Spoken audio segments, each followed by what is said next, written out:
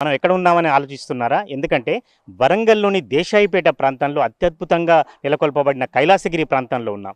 ఎక్కడెక్కడో అరుణాచలం వెళ్తాం, గిరి ప్రదక్షిణ చేస్తాం. లేదా అనేక పుణ్యక్షేత్రాలు సందర్శిస్తాం. వందలాది, వేలాది దక్షిణ భారతదేశంలో కూడా దేవుళ్ళను సందర్శించుకుంటాం. కానీ స్వయం కృషితో అనేక మంది, వందలాది మంది భక్తులు ఒక సమన్వయంతో కొన్ని సంవత్సరాల క్రితం స్థాపించబడిన కైలాసగిరి ప్రాంతంలో మనం ఉన్నాం. ఇక్కడ ఇటువంటి ఆలయం ఉందా అని ఇంకా చాలామంది కూడా ఉమ్మడి జిల్లాలోనే చాలామందికి తెలియదు. మరి దాని విశేషాలు ఆలయ వ్యవస్థాపకులు మనతో ఉన్నారు, ఆలయ అర్చకులు ఉన్నారు. వీటన్నిటికంటే మహాశివరాత్రి ఏదైతే కాకతీయుల కాలం నుంచి, కాకతీయ కాలం ముందు నుంచి కూడా ఇక్కడ శైవక్షేత్రాలకు ఉమ్మడి వరంగల్ జిల్లా ప్రసిద్ధమైనది.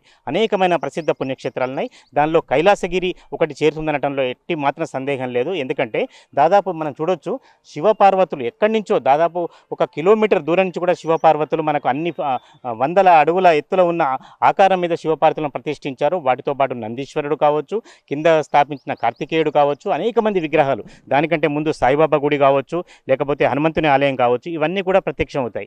ఇవన్నీ సామాన్యమే అనుకున్నా కైలాసగిరిలో గిరి ప్రదక్షిణ ఏర్పాటు చేయడం అనేది నిజంగా భక్తులు కానీ, పాలక మండలికి సంబంధించిన వీళ్ళు అంటే నిర్వాహకులు ఎవరైతే ఉంటారో వాళ్ళ యొక్క గొప్ప ఆలోచన, ఆశయం. అటువంటి మహాశివరాత్రి శుభ క్షణాన ఈ గిరి ప్రదక్షిణ కార్యక్రమం చేయటం, దానికి సంబంధించిన అనేక కార్యక్రమాలు, శివపార్వతుల కళ్యాణం కావచ్చు, మిగతా విశేష పూజలు కావచ్చు, అవన్నీ కూడా చేయడానికి సంకల్పించారు.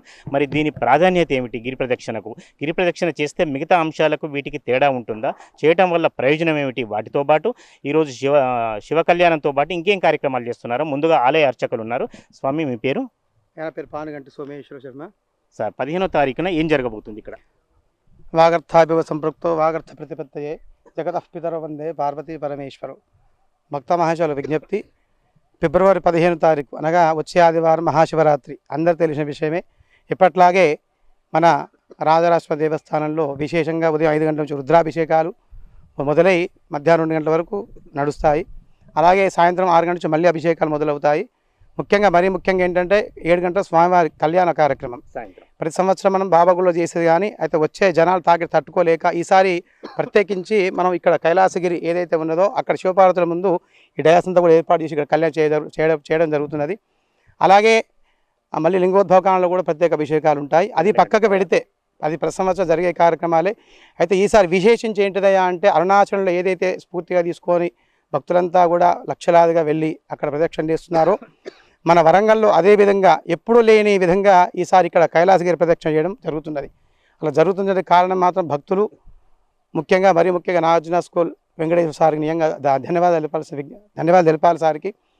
అయితే ఇది 14వ తేదీన అంటే శివరాత్రి ముందు రోజు మనకు శనివారం సాయంత్రం 6 గంటలు ప్రారంభమవుతుంది. ఎక్కడి నుంచి అయ్యా అంటే రాజరాశ్వ దేవస్థానం నుంచి మొదలై ఆ టౌన్షిప్, అలాగే ఆ టౌన్షిప్ నుంచి ఆ కాలభైరవ స్వామి ఆ వెనకాల గుట్ట నుంచి అట్లా మళ్ళీ మన మెయిన్ రోడ్ నుంచి మళ్ళీ శివాలయం వరకు జరుగుతుంది. దాదాపుగా 2 కిలోమీటర్ల వరకు ఈ యొక్క గిరి ప్రదక్షిణ మంగళ వాయిద్యాలతో ప్రత్యేక కళాకారులచే ఎంతో అంగరంగ వైభవంగా ఈ యొక్క గిరి ప్రదక్షిణ జరగబోతుంది. కాబట్టి గిరి ప్రదక్షిణ కార్యక్రమం ప్రతి ఒక్కరూ కూడా విచ్చేసి అరుణాచల క్షేత్రంగా భావించి ఒక కార్యక్రమం దిగ్విజయంగా జరిపించి ఆ శివపార్వతి కృపకు పాత్రలు కాగలరు. ముఖ్యంగా చెప్పండి, ఇదంతా మన అందరి దేవాలయం, ఏ ఒక్కరి సెల్ఫిష్ కోసం కానీ చేసిన కార్యక్రమం కాదు. ఇది మొత్తం మన హిందూ సాంప్రదాయం సంబంధించిన ప్రతి ఒక్కరిదన్నమాట. కాబట్టి అందరూ మన భావించి తప్పకుండా ఇదే ప్రత్యక్ష పిలుపుగా భావించి, ఇప్పుడు మమ్మల్ని పిలవలేదని ప్రత్యేకంగా అనుకోకుండా ఇదే ప్రత్యక్ష పిలుపుగా భావించి అందరూ వచ్చి ఒక కార్యక్రమం దిగ్విజయంగా జరిపించవచ్చు విజ్ఞప్తి. హర హర మహాదేవ శంభో శంకర. స్వామి, అంటే అరుణాచలంలో క్షేత్రమహిమ చాలా మందికి తెలుసు, చాలా మంది ఎక్కడెక్కడి నుంచో దూరం నుంచి కూడా నిజానికి ఆ చుట్టూ తిరిగే అవకాశం కూడా చాలా మందికి లభించదు. అటువంటి పరిస్థితులలో కైలాసగిరి అంటే రాజరాజేశ్వరి గుడి ప్రాంగణానికి సంబంధించి మీరు ఒక మంచి గొప్ప కార్యక్రమాన్ని తలపెట్టారు. ఇక్కడ క్షేత్ర మహిమ ఏమిటి? గిరి ప్రదక్షిణ చేయడం వల్ల ప్రత్యేక ప్రయోజనాలు భక్తుడికి ఏముంటాయి? అంటే ఎటువంటి తృప్తి కలుగుతుంది? అరుణాచలంలో గిరి ప్రదక్షిణ చేస్తుంటే మనకు ఒక అరుణాచలంలో ఆ స్వామివారి లింగం మాత్రమే ప్రదక్షిణ చేసే ఫలితం. మిగతా ఆలయాలన్నీ కూడా పక్కన ఉంటాయి.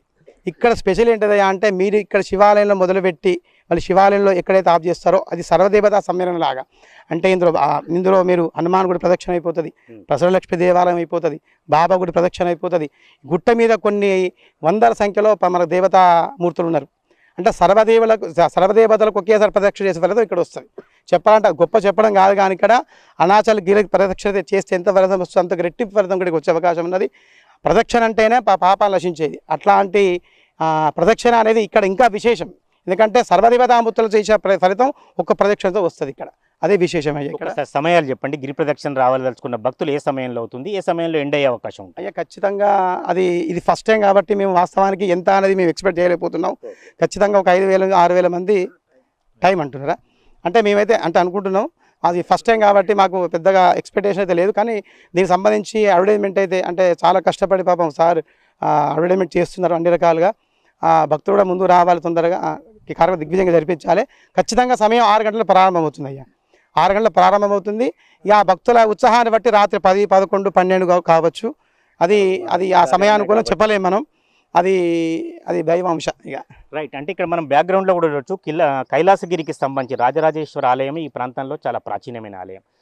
కాకతీయుల కాలం నుంచి ఉంది. ఇటువంటి పరిస్థితులలో ఇప్పుడు స్వామివారు చెప్పినట్లుగా అరుణాచలం వెళ్తే సరే ఆ పుణ్యక్షేత్ర మహిమను గురించి మనం ఇక్కడ మాట్లాడే పరిస్థితి లేదు. కానీ అక్కడ కేవలం మాత్రం ఒక దేవుణ్ణి మాత్రమే దర్శించవచ్చు. ఇక్కడ ప్రారంభంలో సాయిబాబా గుడి నుంచి మొదలు పెడితే ప్రతి వాళ్ళకు కూడా అంటే దాదాపు అన్ని పుణ్యక్షేత్రాలు తిరిగితే ఎలాంటి పుణ్యప్రదం వస్తుందో, ఎలాంటి పుణ్యం వస్తుందో, ఎలాంటి తృప్తిని లభిస్తుందో అన్ని దేవాలయాలను, దేవతామూర్తులను కూడా ఇక్కడ ప్రతిష్ఠించారు. ఇటువంటి పరిస్థితులలో మొట్టమొదటిసారి తలపెట్టిన ఈ గిరి ప్రదక్షిణకు సంబంధించి కానీ, లేకపోతే ఆ రోజు మహాశివరాత్రి కళ్యాణం గురించి కావచ్చు, లేదా వచ్చే భక్తులకు సంబంధించి మరి ఎలాంటి ఏర్పాట్లు చేస్తున్నారు, ఒకసారి ఆలయ వ్యవస్థాపకులు వెంకటేశ్వర్లు గారు ఉన్నారు. ఇక్కడ ఆడపి వెంకటేశ్వర్లు గారిని ఒకసారి మాట్లాడే ప్రయత్నం చేద్దాం. స్వామి, ఎలాంటి ఏర్పాట్లు అంటే పెద్ద ఎత్తున భక్తులు వస్తారు, ఫస్ట్ టైం గిరి ప్రదక్షిణ కూడా చేస్తున్నారు, దానికి సంబంధించిన విశేషాలు వివరాలు చెప్పండి. గిరి ప్రదక్షిణ మనకు 2 కిలోమీటర్లు ఉంటుందండి. ఆ దారి మొత్తం మేమంతా ఏం చేస్తున్నాం అంటే భక్తులకు అనుకూలంగా దారిని సరి చేస్తున్నాం మేము.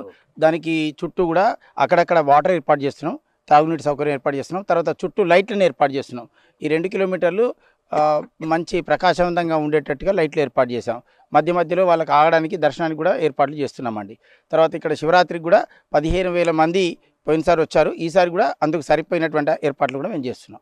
ఇంకా ఎవరైనా ప్రముఖులు అంటే దేవాదాయ శాఖ మంత్రి కావచ్చు, స్థానికంగా ఎమ్మెల్యే గారు కాబట్టి ఇంకెవరైనా వచ్చే అవకాశం ఉందా? తప్పకుండా అండి, వారికి మేము ఆహ్వానం అందించాం. పోయినసారి కూడా వచ్చారు, ఈసారి కూడా వారు వస్తారు.